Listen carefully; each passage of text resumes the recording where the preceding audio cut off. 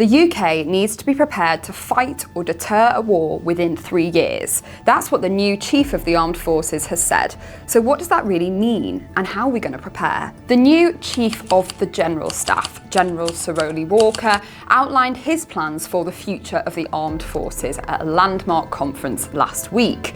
In it, he indicated that the UK needs to be prepared to either fight or deter a war within 3 years. General Sir Roly stressed that he doesn't think there's necessarily going to be a war. He thinks it could still be averted. But what he is saying is that there are several different threats from different parts of the world which could converge around 2027 or 2028. That includes China possibly invading Taiwan, Iran developing its nuclear capabilities, the continuing strength and cooperation with those countries from North Korea, and crucially Russia. General Sir Roly estimated that the war in Ukraine might start to come to some form of conclusion over the next couple of years, and he thinks that whatever happens, Putin will want some form of retribution against the West for the part it's played in supporting Ukraine. General Sir Roly outlined a few different things he thinks that we need to do within the next 3 years in order to be prepared, one way or another, for possible conflict. One is shifting the emphasis from manpower to technology. He's not saying it's the end of conventional soldiers,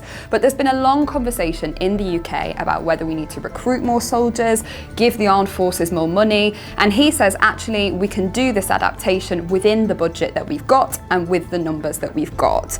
So to do that, he'll take us through to the second point really, which is embracing AI and some cutting edge technology.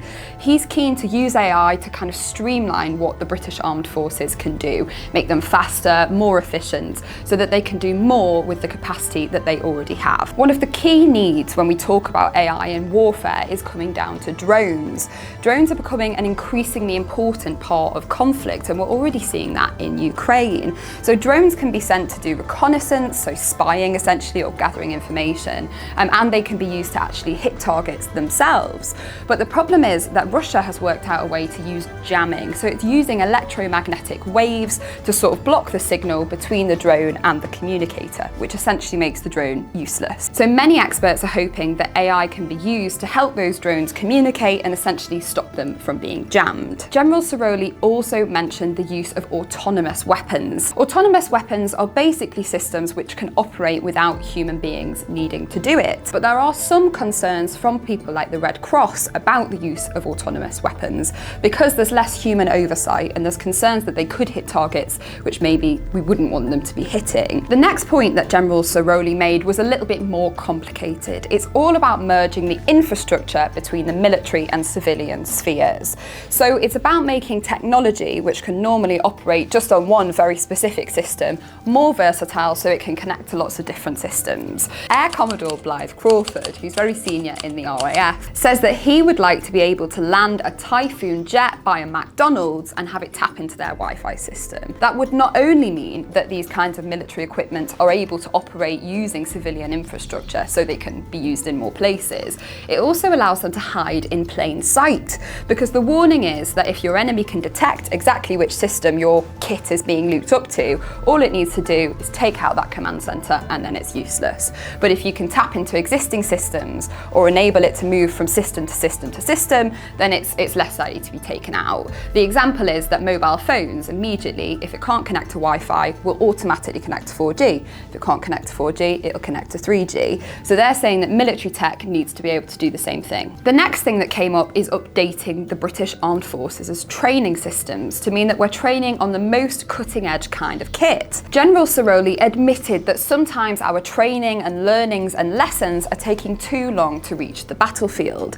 And Air Commodore Crawford said that nobody was training in any context in the kind of battlefield situations which we're seeing in Ukraine today. He said what needed to happen was that all of the data that's being collected on the battlefield in Ukraine gets fed back immediately into training systems so that troops can train on the battlefield that was from 24 hours ago, not 5 or 10 years ago. The final point, which came up a lot at this very interesting conference, was that the army really needs to reset its relationship with the defence industry. The defence industry are the companies which provide the kit that the British Armed Forces use.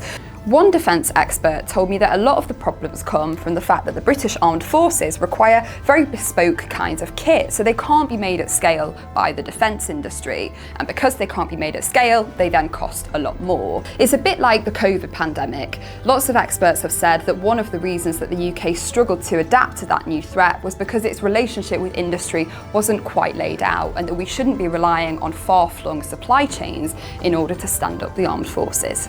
Really, the armed forces is only as strong as the industry that can supply it. If we need to scale up at pace because there is a conflict, but there aren't the factories there to make the guns or make the steel, then it's not going to work. I don't think we all need to be prepared for conscription. In fact, General Sir Roly didn't mention anything about that in his big landmark vision for the future. Because he's focusing more on streamlining what they've already got and bringing in new tech to make things more efficient, it doesn't seem like a big push for manpower is on his mind.